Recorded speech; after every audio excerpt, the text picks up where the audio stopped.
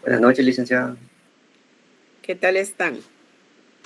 Todo bien, aquí esperando. ¿Todo bien? Eso está bueno, Diego.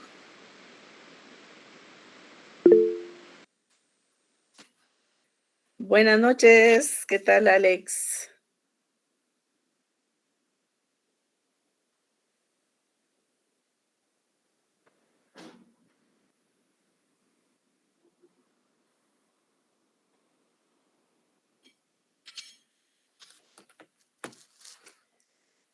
Así rapidito. Buenas noches, Jessica, ¿qué tal? Hola, hola, hola, Jessica. ¿Se recuerdan de la sesión anterior que tratamos? ¿Qué tal, Luis Armando? Ahí se recuerdan que cuando vayan a participar, activan su cámara.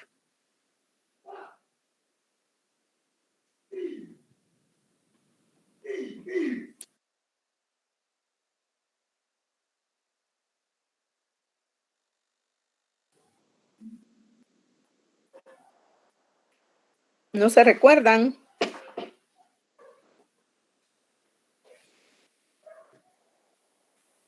De las características y de los principios de los contratos mercantiles. Muy bien, Magali, ¿qué dijimos de las características?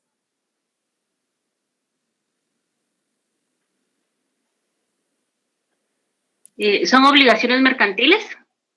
Son características de las obligaciones mercantiles, pero ¿qué dijimos de esas características o cuáles dijimos que eran o qué se recuerda usted, Magali?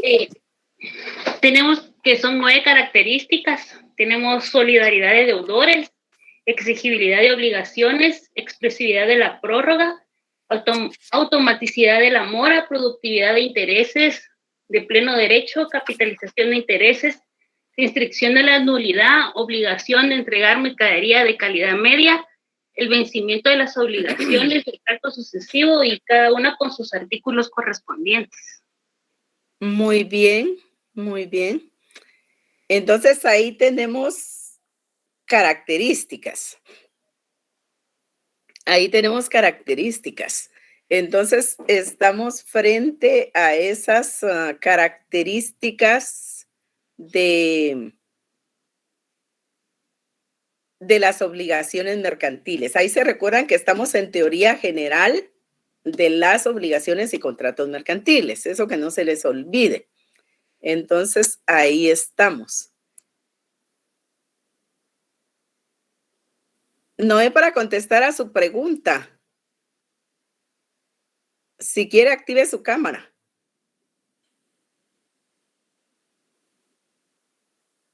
Noé. Ahí me avisa cuando esté por ahí, le respondo. Encontramos entonces que tenemos características de obligaciones mercantiles. A ver quién se recuerda. ¿Qué relación tiene dentro de estas características la mora, la productividad de intereses y la capitalización de intereses? A ver quién me lo podría explicar.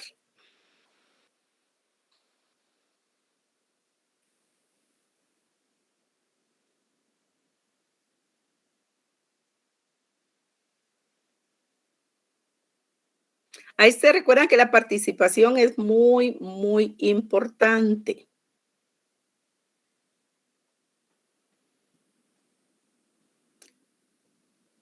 La mora automática, la productividad de intereses y la capitalización de intereses. A ver quién nos auxilia por ahí, quién nos dice algo.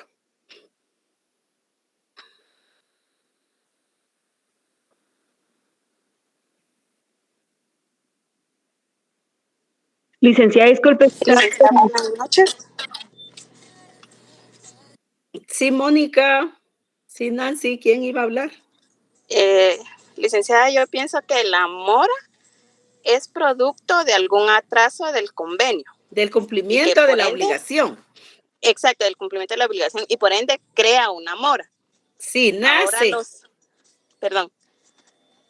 y los intereses, pues creo que se pactan desde el momento en el que se realiza el convenio, ¿verdad?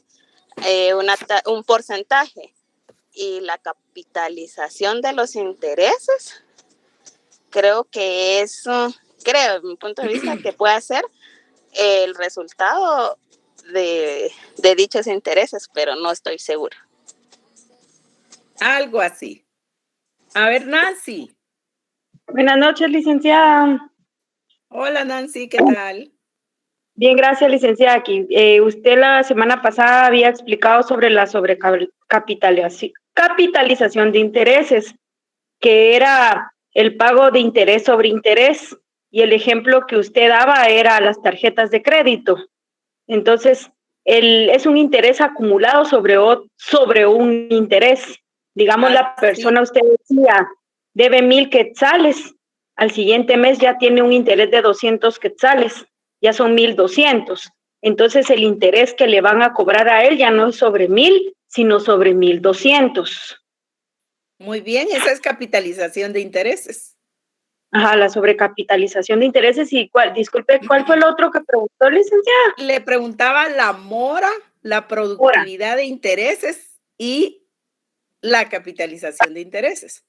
Digamos, la mora, lo que es la mora mercantil, la mora es automática. Ajá. Eso está también regulado en el Código de Comercio, ¿verdad? Que son contratos mercantiles. No, la mora, creo que es algo, en pacto contrario. En contrario, ahí si ellos pactan algo en el contrato mercantil, puede que la mora la cobren de otra manera, pero si no... Que no se cobre. Que no se cobre, pero si no se hizo nada referente en el título, ¿verdad? En el contrato mercantil, al día siguiente ya se empieza a correr la mora. Así es. Usted pone atención y toma nota. Entonces, ahí estamos frente a esa posibilidad. A ver, un hombre valiente ahí que nos explique ese contenido.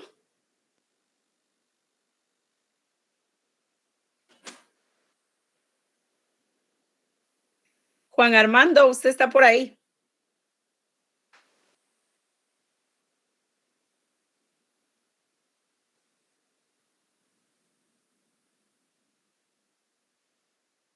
Juan Armando.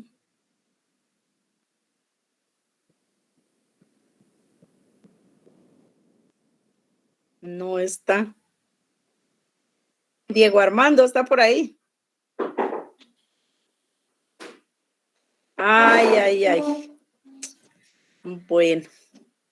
Diego Armando está por ahí. A ver, uno de los valientes. Licenciada, buenas noches. Capitalización de intereses, ¿va? Sí, por favor, Freddy. Bueno, esa, según dictó, nos indicó que era otra particularidad de las obligaciones mercantiles. Es que a diferencia de las civiles, para las cuales se prohíbe la capitalización de los intereses, esta está permitida, que siempre la tasa de intereses no sobrepase la máxima permitida en los bancos, según el artículo 691 del Código del Comercio, creo que es.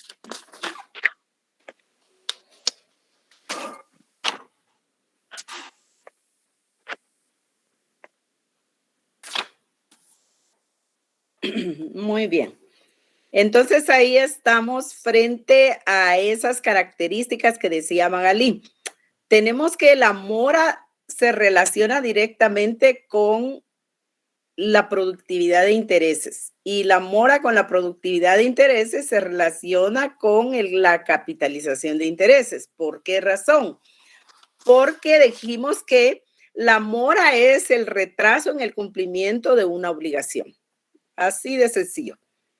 Encontramos que se pacta, como bien lo decía Nancy, dentro del contrato y si no se pactare de esa manera, igual la ley establece, si no hay acto en contrario, si no hay un contenido diferente, quiere decir en el contrato, un contenido contrario a que va a generar intereses moratorios, la mora, entonces vamos a encontrar que ese retraso en el cumplimiento de la obligación, ese retraso que existe porque no se cumplió la obligación en el plazo establecido, significa que va a producir intereses.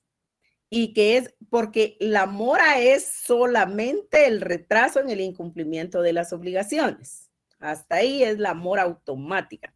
Pero ¿qué genera la mora? Ya no es la mora per se, sino es lo que genera la mora, o como consecuencia de la mora nace la productividad de intereses. Es decir, aparece o nace a la vida jurídica el interés moratorio. Ya tenemos el capital, ya tenemos el interés que se va a pagar por ese capital adeudado. Ahora viene y aparece la mora. Hay retraso en el cumplimiento de la obligación. ¿Qué significa eso?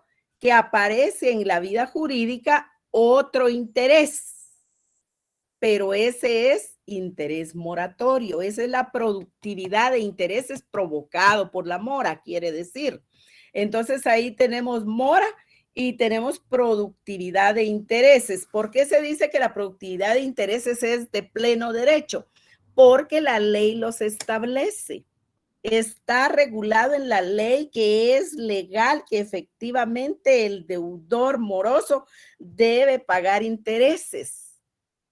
Debe pagar esos daños y perjuicios causados al acreedor por el retraso en el cumplimiento de sus obligaciones.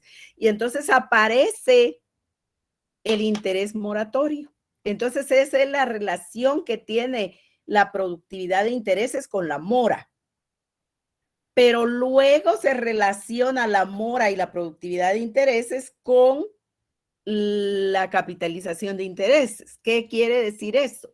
Quiere decir que, como bien lo explicó Nancy, ya tenemos un capital, ya tenemos el interés que genera ese capital. Pero luego, como hubo retraso en el cumplimiento de la obligación, aparece el interés moratorio. Entonces, vamos a calcular que el moroso, o sea, el que se atrasó en el cumplimiento de la obligación, el deudor moroso, va a pagar capital, va a pagar el interés que genera ese capital y el interés por haberse atrasado en el cumplimiento de la obligación. Esos tres rubros va a pagar de crédito.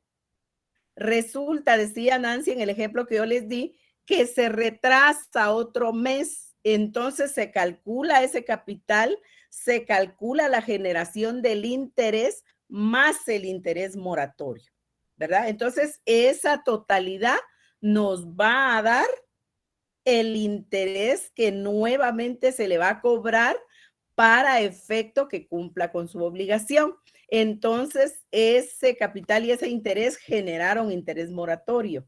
Entonces, ese capital, ese interés volvió a generar interés moratorio. Esos intereses moratorios obviamente se cobran con el interés pactado y con el capital. Obviamente, cada mes de retraso que haya, si así se pactó en el contrato, los montos de la obligación dineraria van a ir subiendo. En eso consiste la mora, que es automática. En eso consiste la consecuencia de la mora, que es la productividad de intereses. Y finalmente, que todos esos intereses con ese capital se van a cobrar en totalidad, y sobre esa cantidad total se vuelve a aplicar la generación de intereses. Entonces es donde nace la figura de que los intereses se capitalizan, ¿verdad? ¿Qué otro nombre recibe la capitalización de intereses? ¿Alguien se recuerda?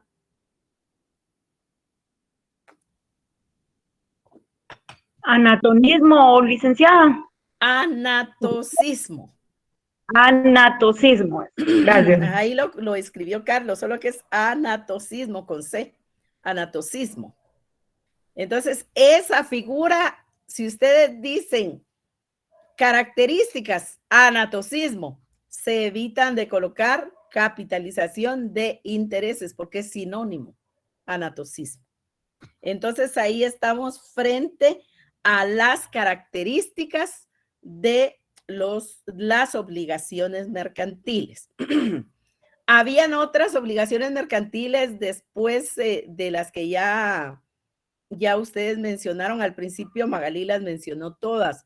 Tenemos ahí la solidaridad de deudores, tenemos ahí la exigibilidad de las obligaciones, tenemos ahí que la prórroga debe ser expresa, que aparece la mora y que opera automáticamente en mercantil, a diferencia de civil, la productividad de intereses, la capitalización de intereses, la restricción de la nulidad, el vencimiento de las obligaciones de tracto sucesivo. Ahí en las obligaciones de tracto sucesivo, ¿qué entendieron ustedes por esa obligación de tracto sucesivo? A ver, alguien que nos pudiera indicar. Sí, Esdras. Buenas noches, licenciado. Hola. Según mis apuntes acá, son las que les denominamos obligaciones a plazos. Y usted dio un ejemplo de compraventa a plazos. Sí, son esas, sí, Esdras, son esas obligaciones que tienen plazos recurrentes, son esas obligaciones que se pagan mensualmente o semestralmente o dependiendo lo que establece el contrato. Pero la parte bien interesante de esas obligaciones de tracto sucesivo es de que el vencimiento de una cuota, el atraso en el cumplimiento de una de los abonos, como decían ustedes. ¿Cómo era la palabra que usaba Esdras? A plazos. Entonces, a falta de un pago, hace exigible toda la obligación. El cumplimiento de un pago da lugar al vencimiento de la obligación completa. Y entonces la obligación se vuelve exigible, ¿verdad? ¿Por qué se vuelve exigible? Porque la ley establece que la falta de uno solo de los pagos dará por vencida la obligación. Y al darla por vencida, el plazo es exigible. La obligación es exigible. Entonces ahí encontramos que va a ser la obligación de tracto sucesivo, va a tener el efecto de que si usted se atrasa en uno solo de los pagos, significa eso que la obligación se dará por vencida, ¿verdad? Y al darse por vencido el plazo, al darse por vencida la obligación, se hace exigible. Esa es la gran importancia y el gran peligro que significa atrasarse en el cumplimiento de obligaciones de tracto sucesivo. Encontramos entonces que ahí están las obligaciones, ¿verdad? Ahí están las características de esas obligaciones. Encontramos ahí que había la restricción de la nulidad también, ¿verdad? Pero posteriormente hablamos de los principios filosóficos que sustentan las obligaciones y contratos mercantiles. A ver, ¿cuáles son los que mencionamos? A ver quién los recuerda. La premisa de la verdad sabida y la buena fe. Muy bien, tenemos ahí la verdad sabida y la buena fe guardada. Entonces, ahí tenemos los principios filosóficos que sustentan las obligaciones, los contratos mercantiles, ¿verdad? ¿Para qué nos sirven los principios filosóficos de la buena fe guardada y la verdad sabida en materia de cumplimiento de obligaciones? Significa que estas obligaciones se van a hacer conforme a la verdad, conforme a la palabra que se promete, de la conducta, del comportamiento que se va a tener en la negociación mercantil. Así va a ser el cumplimiento de esas obligaciones. A eso se refiere. Y en la buena fe guardada se refiere a que no hay mala fe. Esa es la gran diferencia. No hay mala fe, ¿verdad? No hay mala fe. Encontramos entonces que ahí tenemos esa buena fe para contratar, esa buena fe para cumplir con las obligaciones contraídas, esa buena fe en el ejercicio de los derechos. Y encontramos entonces que al haber buena fe guardada y verdad sabida, las relaciones entre los contratantes van a ser buenas, van a ser de debido cumplimiento, porque ahí se recuerdan ustedes que las relaciones mercantiles son relaciones de confianza, ¿verdad? Son relaciones de confianza.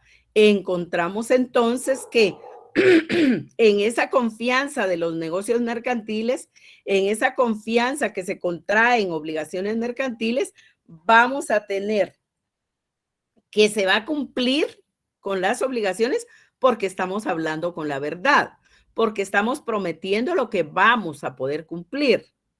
Y por el otro lado, no hay mala fe, no tenemos ánimo de engañar en el negocio mercantil del que vamos a participar. Encontramos entonces que ahí vamos a tener la manifestación de esos principios filosóficos que sustentan la contratación mercantil y a las obligaciones mercantiles, porque son las que nacen del derecho de contratación.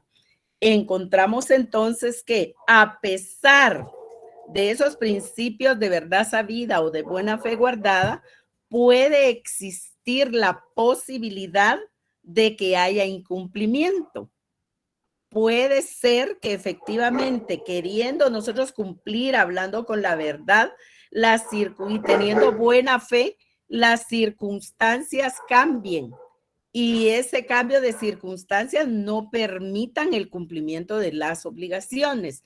Entonces, el incumplimiento de las obligaciones sin tener voluntad de incumplirlas puede ser de dos maneras. Una, que se incumpla con la totalidad de la obligación. Y la otra, que sea incumplimiento porque la obligación se va a cumplir parcialmente. Ahí estamos frente a un incumplimiento de obligaciones, no obstante que había buena fe y que había verdad en las negociaciones mercantiles que se pactaron al principio.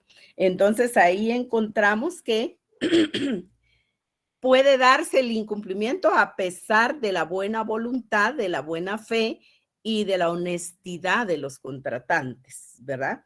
Entonces, a pesar de esa buena voluntad, se puede caer en mora, o sea que puede incumplirse, ¿verdad?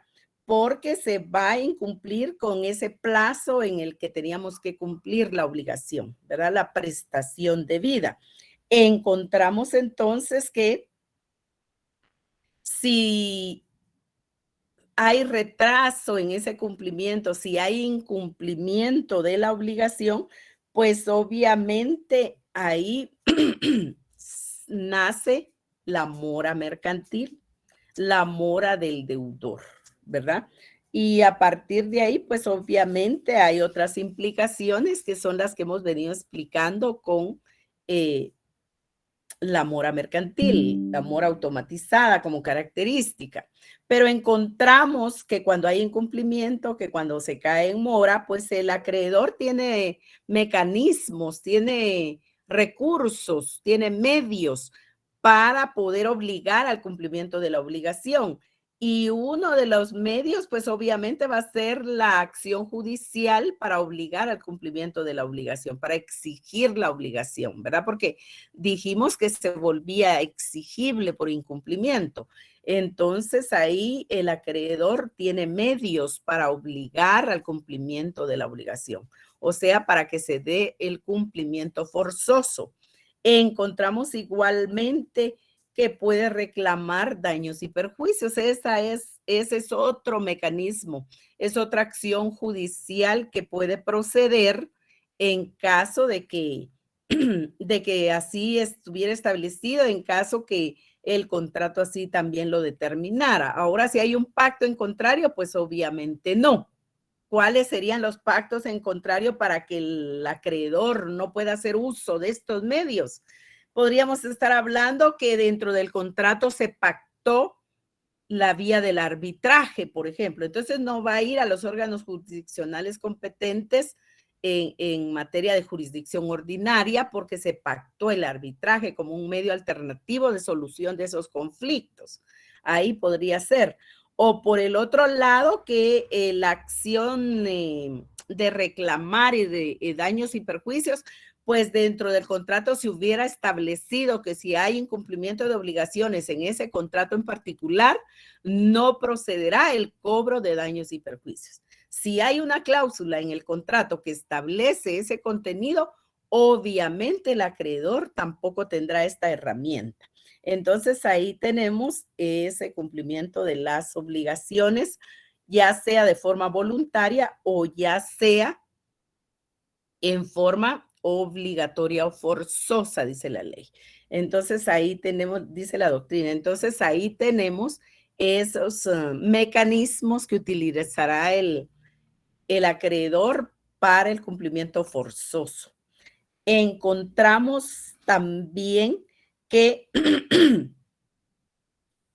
es importante advertir dentro de la forma de garantizar las obligaciones, primero, que para garantizar la obligación hay derechos reales de garantía. ¿Cuáles son esos derechos reales de garantía? Si lo recuerdan, eso lo saben de civil.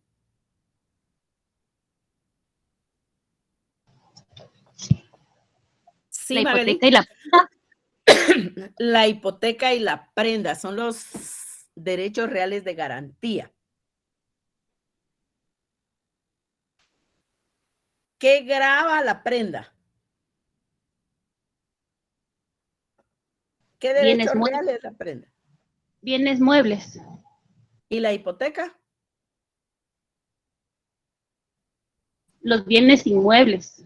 Muy bien, ahí tenemos los derechos reales de garantía. Eso los traen ustedes de civil, pero ahora se dan cuenta por el artículo primero que, y hay otro artículo por ahí, 694 yo creo, encontramos la supletoriedad de la ley. Si alguien los encuentra por ahí, me dice si es que están ahí. Entonces encontramos la supletoriedad de la ley. Entonces los derechos reales de garantía son derechos establecidos en los derechos reales del derecho civil. Los traemos para derecho mercantil y nos sirven para garantizar cumplimiento de las obligaciones. Encontramos entonces que vamos a garantizar primeramente las obligaciones con esas garantías, con esos derechos reales de garantía que mencionaba Magalí. Luego tenemos también que puede ser una prenda, decíamos, puede ser una hipoteca, pero también puede ser una fiducia, puede ser una garantía fiduciaria. Y después de eso, también dentro de ese mismo contrato podemos establecer que hay principio de responsabilidad patrimonial. ¿Qué quiere decir eso? Que hay bienes patrimoniales del deudor que en su momento obviamente van a constituir garantía del crédito.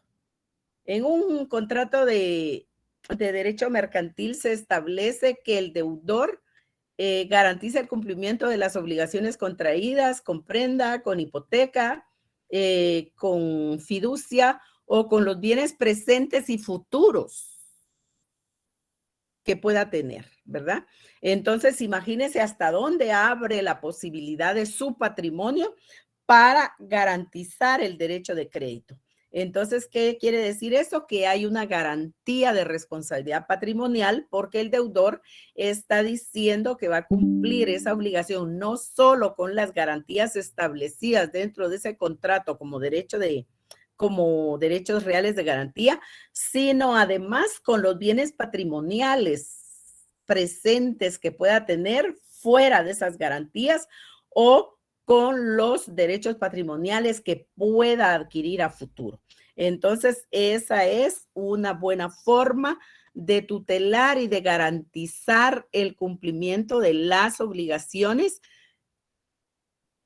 en este caso, en el ámbito de las obligaciones mercantiles, para asegurar y obligar al debido y exacto cumplimiento de esas obligaciones contraídas. Entonces, ahí estamos frente a ese contenido. Se puede dar en un momento determinado si hubiera garantía por parte de terceros respecto del principal obligado, el derecho de repetición, por ejemplo, o sea, la acción subrogatoria, ¿verdad? Entonces, el derecho de repetición que usted como tercero cumple con las obligaciones que eran atinentes al principal obligado, y entonces resulta ser que usted puede repetir contra él porque usted ya cumplió con las obligaciones que él había contraído. Entonces, eso está siempre dentro de ese contenido de garantía de las obligaciones. Encontramos a su vez que dentro de esa gran gama de la teoría general de las obligaciones y contratos mercantiles, aparece, si ustedes se recuerdan del derecho mercantil 2, cuando hablábamos del aval, por ejemplo, en los títulos de crédito, que el aval es a mercantil, lo que la fianza es a civil. Encontrábamos en su estudio que ahí se manifiesta el derecho de retención, por ejemplo. ¿Por qué razón? Porque el avalista ya cumplió con responder por el cumplimiento de obligaciones que eran del principal obligado, cumplirlas. Pero como el principal obligado no cumplió y él fue avalista de ese negocio jurídico mercantil, entonces él cumple con esa obligación, ¿verdad? Pero al cumplir con esa obligación, él tiene el derecho de que se le cumpla con esa obligación. Entonces, ahí es donde se manifiesta el derecho de repetición. Él ya cumplió, entonces repite en contra del principal obligado porque él ya cumplió con la obligación que era del principal obligado. Ahora bien, tenemos otra institución de la teoría general de los títulos de crédito en materia de derecho mercantil. Tenemos el derecho de retención. Cuando hablamos del derecho de retención, significa que es esa garantía, llamémosle así. Sí, Yesenia. O facultad también que puede tener. El acreedor, sí, muy bien. Es que no se me vienen las palabras. Entonces, no se me venía ahí como, es ese derecho que le asiste al acreedor, es esa facultad que tiene el acreedor de poder retener los bienes que estén en su poder y que son propiedad del deudor, o que no siendo propiedad del deudor hayan servido para garantizar el cumplimiento de obligaciones adquiridas por el deudor. Entonces ahí estamos frente al derecho de retención. Encontramos que el derecho de retención obviamente se va a manifestar primero porque existe la circulación de los bienes patrimoniales y entonces se está garantizando el cumplimiento de obligaciones con bienes muebles o con bienes inmuebles a través de la prenda o la hipoteca, por ejemplo. Y entonces encontramos que hay incumplimiento de la obligación y nace entonces el ejercicio del derecho de retención. Entonces, el derecho de retención ya lo tiene el acreedor porque la ley se lo otorga, pero es de hacerse efectivo en el momento que el deudor incumple con la obligación contraída. Entonces, ese derecho de retención es una garantía de las obligaciones que tiene el deudor respecto del acreedor. Es una garantía que va a tener el acreedor para poder retener esos bienes que tiene el acreedor en su poder y que de alguna manera pues van a servir como un medio coercitivo hacia el deudor para que cumpla con las obligaciones que ha incumplido y que de acuerdo al contrato es obligatorio que las cumpla. Entonces ahí tenemos esa medida de garantía, podemos decir, por ahí lo vamos a ver, Luis Armando, gracias.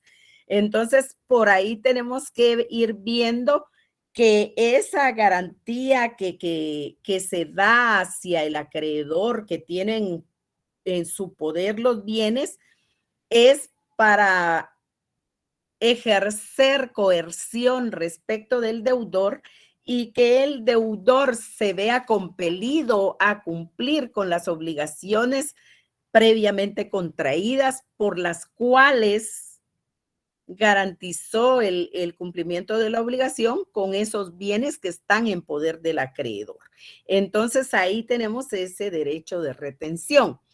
Encontramos entonces que, como bien decía Yesenia, esa facultad concedida por la ley al acreedor mercantil, pues obviamente se va a ejercitar en el momento de incumplimiento de las obligaciones por medio del deudor. Entonces, se hace exigible la obligación porque hay incumplimiento del deudor. Y en el momento que se hace exigible esa obligación, pues obviamente el acreedor ejercita su derecho de retención. Y al ejercitar su derecho de retención, retiene los bienes inmuebles o los bienes muebles que tiene en su poder para obligar al deudor y que él se vea comprometido a cumplir con esas obligaciones, porque en caso contrario no le van a entregar de vuelta esas garantías prestadas, ¿verdad? Entonces a eso se refiere el derecho de retención. Encontramos entonces que ese derecho de retención tiene la naturaleza jurídica de ser coercitivo, de ser una medida coercitiva, de ser esa facultad que le da la ley al acreedor para que de una manera coercitiva accione en contra del deudor y el deudor se vea compelido a cumplir con esas obligaciones incumplidas y que han sufrido retraso en ese cumplimiento. Por lo tanto, obviamente, el acreedor al ejercitar el derecho de retención, pues obviamente que va a ser una acción en contra del deudor. En ese caso hay requisitos que se deben de cumplir para efecto de que se pueda dar el derecho de retención. Obviamente el derecho de retención va a darse, va a materializarse en principio si hay la existencia de un crédito garantizado, ¿verdad? Un crédito que tiene garantía. Qué bonito. Y después de ese crédito que tenga garantía, debe ser un crédito exigible. Debe ser una obligación exigible, porque en tanto no sea exigible, no va a ser posible ejercitar el derecho de retención. Encontramos a su vez que otro de los requisitos, vamos con el tercero, el primero, que haya un crédito garantizado debidamente. Segundo, que esa obligación sea exigible. Y tercero, que efectivamente el acreedor tenga en su poder los bienes muebles o inmuebles del deudor para que pueda ejercitar ese derecho de retención. Entonces ahí estamos frente a los presupuestos que deben de cumplirse para el debido ejercicio del derecho de retención. Vayámonos al fundamento legal del derecho de retención. Por ahí me decían ustedes que tenemos ese derecho de retención. ¿Lo puede leer, Luis Armando, por favor?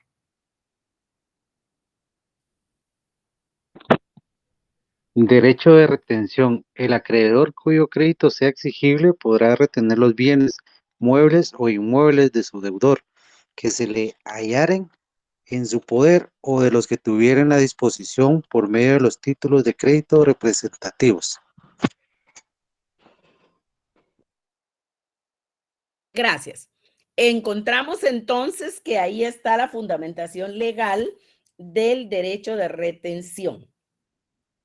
Encontramos que ese derecho de retención se manifiesta en la ley, pero luego de la ley, ese derecho de retención del 682 se traslada al contrato. Y al trasladarse al contrato ya se le va a dar forma para que en un momento determinado se ejercite respecto de las obligaciones resultantes del contrato mercantil. Entonces, ahí tenemos ese derecho de retención. Pero obviamente el derecho de retención pues produce efectos y dentro de esos efectos vamos a encontrar esas obligaciones que se van a manifestar a través de, y que ustedes tienen por ahí sus leyes y lo pueden observar. Tenemos esas obligaciones respecto del acreedor que debe de tener obligaciones de depositario. Si el acreedor ha recibido como garantía del cumplimiento de obligaciones por parte del deudor bienes muebles o bienes inmuebles dados en garantía prendaria o hipotecaria, vamos a encontrar que tiene la obligación de depositario. O sea, las obligaciones de un depositario. Eso ya lo vieron ustedes en civil también. Encontramos que ese derecho de retención puede terminar, puede cesar. ¿Cuándo? Cuando respecto de lo adeudado, el deudor presente garantía suficiente al acreedor. Ese es otro efecto del derecho de retención. Encontramos entonces que va a ejercitarse ese contenido. Si ustedes lo ven en el 600, me decían 82, ahí tenemos el derecho de retención. Pero si vamos a los efectos, ustedes se van al 83. Ahí tenemos obligaciones del depositario. Ese es un efecto del derecho de retención. ¿Cuándo va a concluir ese derecho de retención? Porque puede cesar. Cuando se preste garantía suficiente al acreedor por parte del deudor. Y así encontraríamos que ese es otro efecto de el derecho de retención. Encontramos igualmente que hay obligaciones respecto de ese derecho de retención. Entonces, ahí lo tenemos en el 687. Alguien que lo lea, por favor. ¿Qué obligaciones? Digamos que, perdone que le interrumpa a Freddy solo para concluir esto. Estamos hablando de los efectos que produce el derecho de retención. Dentro de esos hablábamos de esas obligaciones de ser depositario. Todas las obligaciones de un depositario van a recaer en el acreedor. El que cese el derecho de retención porque se presta garantía suficiente es otro efecto. Y ahora estamos en el que Freddy nos va a leer. 683, obligaciones. El que retiene tendrá las obligaciones de un depositario.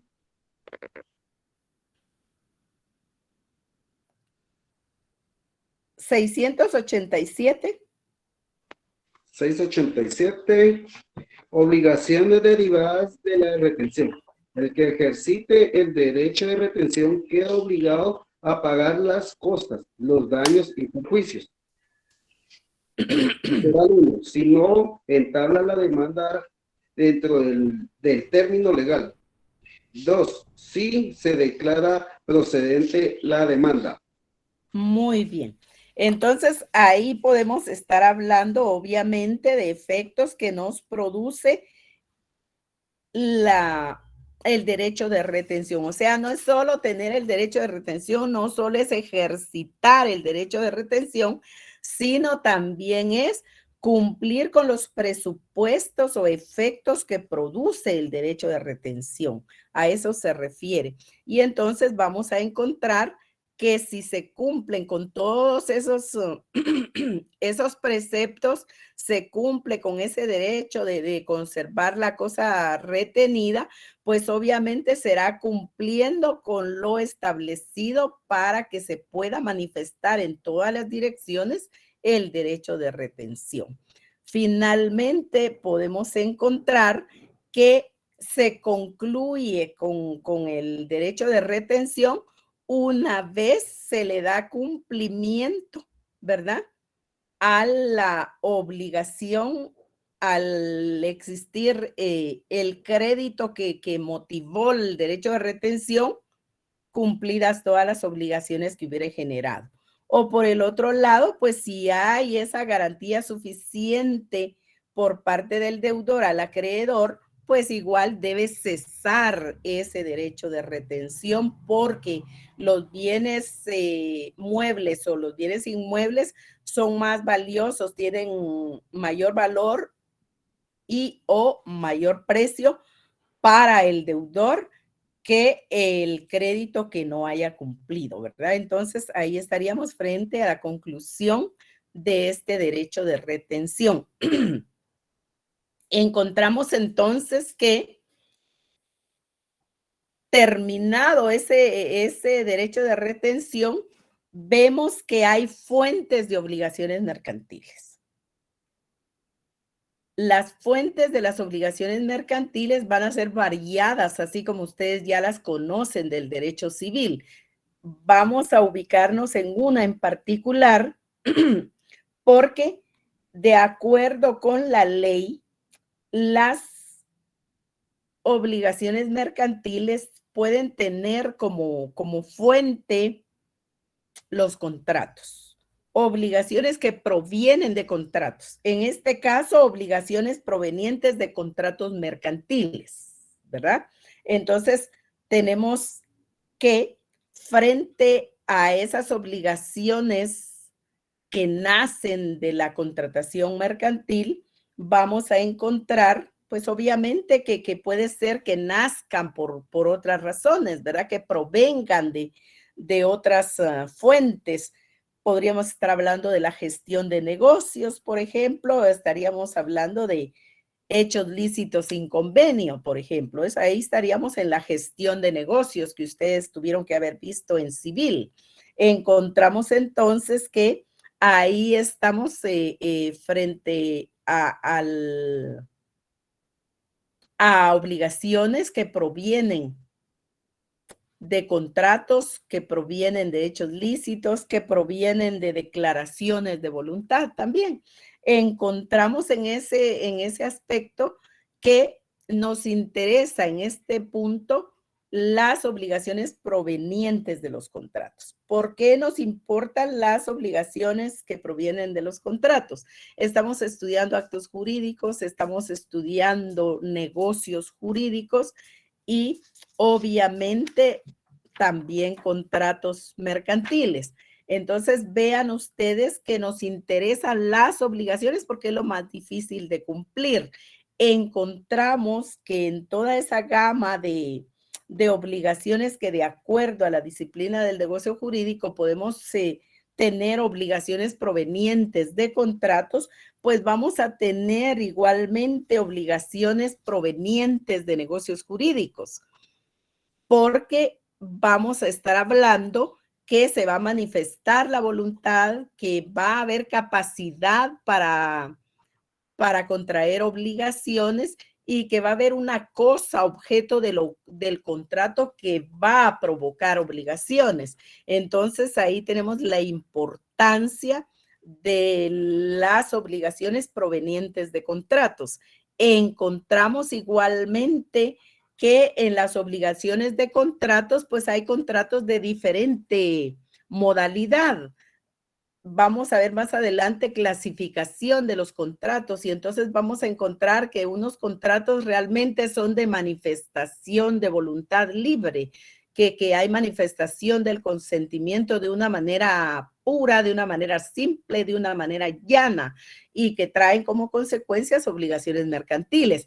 Pero por el otro lado, tal vez también vamos a estar observando que hay contratos por adhesión, que hay contratos formularios que traen preestablecidos los contenidos del contrato y que nosotros ya no manifestamos libremente nuestra voluntad, sino solo nos adherimos con la firma de ese contrato a él y por lo tanto nos obligamos a través de la firma, ¿verdad? Entonces ahí hay también obligaciones provenientes de contrato, con la diferencia que la manifestación ya no es tan libre de la voluntad, ya no hay ese consentimiento libre y puro que podemos manifestar, ¿verdad? Entonces, para que se le dé forma a las obligaciones provenientes de contratos, vamos a entender que debe darse el estudio del negocio jurídico en el derecho mercantil y también de la contratación en derecho mercantil. Me gustaría, por favor, que nos leyeran en el Código Civil el 1517, por favor, un voluntario.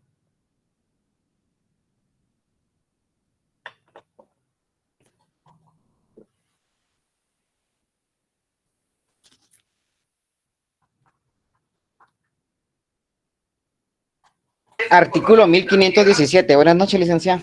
Buenas noches, Juan David. Qué gusto saludarlo. Gracias, igualmente. Artículo 1517. Hay contrato cuando dos o más personas convienen en crear, modificar o extinguir una obligación. Muy bien, ese es el 1517, ¿verdad, Juan David? Correcto. Ahora, por favor, léase el 1251. Con gusto, ahorita lo localizo. 1251. Sí, por favor. Ok, artículo 1251. El negocio jurídico requiere para una validez capacidad legal del sujeto que declara su voluntad, consentimiento que no adolezca de vicio y objeto lícito. Muy bien. Entonces, ahí tenemos, Juan David, los elementos esenciales del negocio jurídico mercantil. Encontramos entonces que en esos elementos del negocio jurídico mercantil, ubíquelos, Juan David, en ese artículo que leyó. ¿Cuáles son para usted? La capacidad legal y el consentimiento. Consentimiento y objeto lícito podrían ser. A ver, vaya numerándolos. ¿Cuáles son? Consentimiento, objeto lícito y capacidad legal. Muy bien, esos serían los tres elementos. O sea, para que exista negocio jurídico, tenemos que tener el consentimiento que no adolezca de vicio, no solo consentimiento, Juan David, el consentimiento que no adolezca de vicio. Una.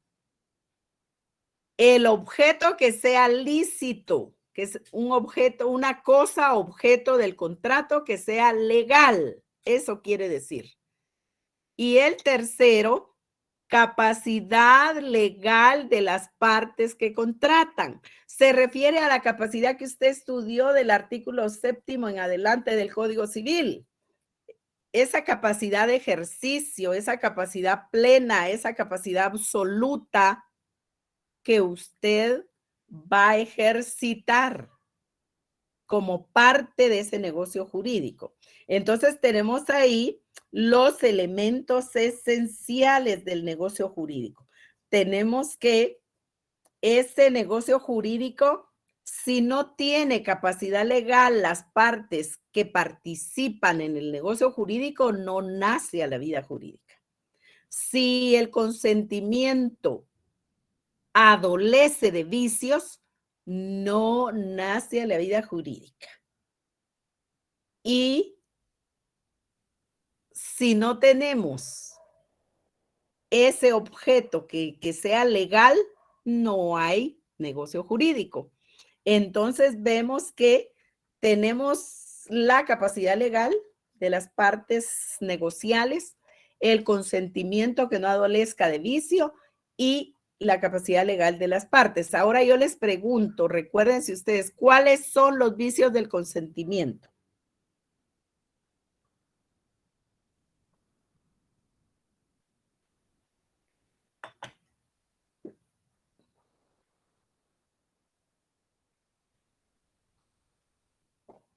¿Alguien recuerda los vicios del consentimiento? Sería A ver, dolo. Sandra, error, dolo, simulación y violencia. Muy bien. ¿Nos iba a decir otro, Wendy? No, licenciada, esos son los que tengo yo. Ah, bueno, esos son. Entonces, vean el consentimiento que no adolezca de dolo. No hay engaño, no hay mala fe, no hay mala intención, ¿verdad? El consentimiento que no adolezca de violencia, que no haya sido obligado a través de la violencia a manifestar su consentimiento. El error, que no sea por error que usted participe en ese negocio jurídico, ¿verdad? Que no haya una simulación en ese contenido de la manifestación del consentimiento. Entonces ahí estamos frente a ese consentimiento que no adolece de vicio. Encontramos igualmente que al tener esos tres elementos, Edgar Noé nos puede explicar la simulación. Edgar Noé. Edgar Noé Granados. ¿Nos puede explicar? Hola, Edgar Noé. ¿Nos puede explicar la simulación? Ay, ay, ay, escríbanos ahí en el chat acerca de la simulación, por favor. En lo que Noé nos escribe ahí de la simulación. Encontramos que si el consentimiento no adolece de dolo, error, violencia o simulación, es un consentimiento manifiesto de manera pura y simple, liso, llano. Entonces va a ser válido y eficaz para que nazca la vida jurídica, el negocio jurídico. Si nos vamos a la capacidad legal de las partes y va a ser esa capacidad absoluta, esa capacidad plena por medio de las cuales se va a estar ejercitando derechos y contrayendo obligaciones, nace a la vida jurídica el negocio jurídico. Y si finalmente el objeto, la cosa objeto del negocio jurídico es lícito, es legal, entonces el negocio jurídico está perfecto para nacer a la vida jurídica y surtir los efectos que la ley establece, como ese contrato en particular que estamos haciendo nacer a través del negocio jurídico. A ver, Noé nos dice que la simulación es la declaración de un contenido de voluntad no real emitido conscientemente o concertada a las partes para producir con fines de engaño la apariencia de un negocio jurídico. Es lo que entiendo de simulación. Muy bien, Edgar. Encontramos que la simulación es darle una forma distinta de la que tiene de conformidad con la ley un negocio jurídico en particular. Esa es la simulación, ¿verdad? Ustedes simulan que hubo una compraventa cuando hubo una donación entre vivos. Ah, bueno, Entonces no era compraventa porque ustedes nunca entregaron una cantidad de dinero, sino que les transfirieron la titularidad del bien a cambio de nada, sin recibir pago alguno, el donante. Entonces, no hay compraventa, hay donación. Pero para que nadie se enoje en la familia, ustedes van a decir que fue compraventa. Eso pasa mucho en el derecho hereditario. El punto es, ¿qué es? ¿Es donación entre vivos o es compraventa de bien inmueble, por ejemplo? Pues es donación entre vivos y ustedes están simulando una compraventa. Es solo el ejemplo. Entonces ahí tenemos una apariencia distinta del negocio jurídico que la ley establece, ¿verdad? Entonces estamos frente a los vicios del consentimiento. Encontramos entonces que dado el negocio jurídico mercantil constituido, sí, por eso le decía a Sara que ahí hay simulación, hágase quien lo haga. Y aunque haya sido de ayer o de hoy o de mañana, siempre se va a llamar simulación, porque le está dando una apariencia diferente a un negocio jurídico que está establecido como distinto en la normativa vigente, ¿verdad?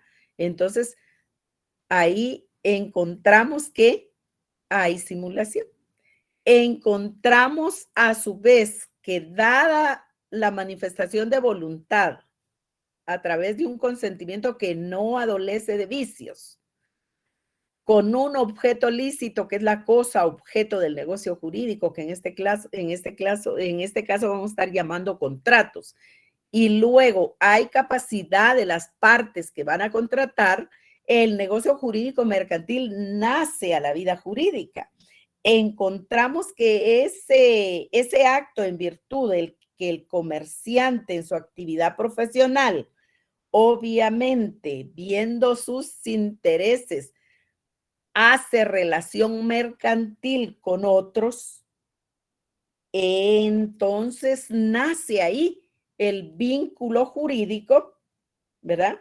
Para efectos de que se realice la función económico-mercantil, de manera tal que ese vínculo jurídico, que es la obligación, que enlaza al acreedor con el deudor, provoca obligaciones de cumplimiento obligatorio, en este caso, de esencia económica, ¿verdad? Económico-mercantil. Ahí se recuerdan que en mercantil está el principio de onerosidad. Lo que no se expresa se presume oneroso. Encontramos ahí que hay requisitos, obviamente, para que el negocio jurídico mercantil nazca a la vida jurídica. Y uno de los principales es ese, que haya capacidad legal de las partes que participan en el negocio jurídico mercantil. Otro requisito es que el consentimiento que se manifiesta no adolezca de vicios y que la cosa objeto del negocio jurídico sea lícita.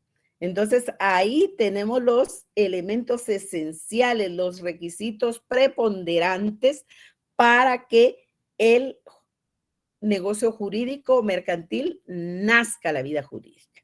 Encontramos a su vez que esos requisitos deben de ser cumplidos para que den como consecuencia que el negocio jurídico nazca la vida jurídica.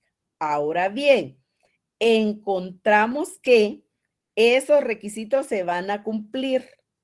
Sin embargo, la participación en el negocio jurídico por parte de el comerciante con otro comerciante, los comerciantes con comerciantes o los comerciantes con consumidores o con particulares, van a realizar el negocio jurídico mercantil, ya sea si es entre comerciantes y comerciantes, es un negocio jurídico mercantil puro. Ahora, si es comerciantes con particulares, va a ser un negocio jurídico mixto. correcto, de conformidad con el artículo 5 del Código de Comercio.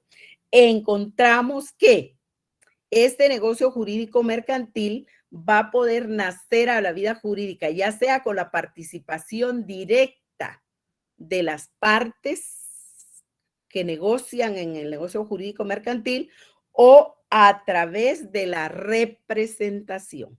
La representación mercantil la pueden tener tanto los comerciantes como los particulares. Puede ser por medio de mandato, puede ser por medio de la representación aparente, que es una institución jurídica propiamente del derecho mercantil. Encontramos entonces que los negocios jurídicos mercantiles se van a realizar ya sea en forma directa por los comerciantes y los particulares o a través de representación. ¿Por qué la representación mercantil es muy importante en los negocios jurídicos mercantiles? Porque recuérdense ustedes que no todas las personas que participan en las negociaciones mercantiles son personas naturales, son personas individuales, sino que hay personas jurídicas que también realizan negocios jurídicos mercantiles, como las sociedades mercantiles, por ejemplo, que están contenidas en su forma mercantil en el artículo 10 del Código de Comercio. Es decir, una sociedad anónima puede constituirse como parte contratante en una negociación mercantil, una sociedad colectiva de responsabilidad limitada, una sociedad de emprendimiento, una sociedad en comandita también. Entonces, vean ustedes que esa es la razón por la que la representación en materia de negocios jurídicos mercantiles y contratación mercantil, por ende, obligaciones mercantiles, es muy, muy importante. Nos quedamos hasta aquí. Si ustedes no tienen alguna pregunta y si hay preguntas, con mucho gusto se las respondemos. Licenciada, buenas noches. ¿Usted sería tan amable de repetir los requisitos que se deben cumplir para el derecho de retención? Es que me faltaron dos, solo tengo que la obligación sea exigible. Muy bien. Encontramos entonces, eso es para el derecho de retención. Sí, Eso correcto, ¿verdad? Sí, por favor. En principio tiene que existir un crédito y que ese crédito esté garantizado con bienes muebles o bienes inmuebles. ¿Sí? Enseguida, esa obligación ya debe de ser exigible, porque en tanto la obligación no sea de plazo vencido, entonces no se va a poder exigir, ¿verdad? Entonces la obligación debe ser exigible. Encontramos igualmente que va a ser exigible porque en principio ya, si fuera el caso de una, no tengo muy buena señal, yo creo. En principio, le decía a Luis Armando, primero debe ser una obligación garantizada, ¿verdad? Una obligación garantizada con bienes muebles o con bienes inmuebles, o sea, derechos reales de garantía. Segundo, debe ser una obligación exigible, pero no siempre las obligaciones exigibles son del plazo vencido establecido en el contrato, sino que puede ser una obligación de vencimiento de tracto sucesivo. Puede tratarse del vencimiento de una obligación de tracto sucesivo. ¿Qué dijimos respecto de ellas? Que una vez se incumpla con el pago de una cuota o se incumpla con un pago, da derecho a dar por vencida la obligación. Entonces, si la obligación se hace exigible, es porque se dio por vencida en el caso de tracto sucesivo. Por ejemplo, aunque usted se atrasara solo en la primera cuota, en el primer pago, eso no importa. pero si la obligación ya es exigible, entonces se puede dar el derecho de retención. Y tercer requisito es que el acreedor tenga en su poder los bienes muebles o inmuebles que dio en garantía el deudor en concepto de garantía de la obligación contraída respecto del acreedor. Esa sería el tercer presupuesto o requisito. Muchas gracias, licenciada. Ese era lo que me faltaba. Buenas noches. Igualmente para usted. Si no hay alguna otra pregunta, nos quedamos hasta aquí. Feliz noche para ustedes. Adiós, Edgar. Feliz noche. Dios, Alex.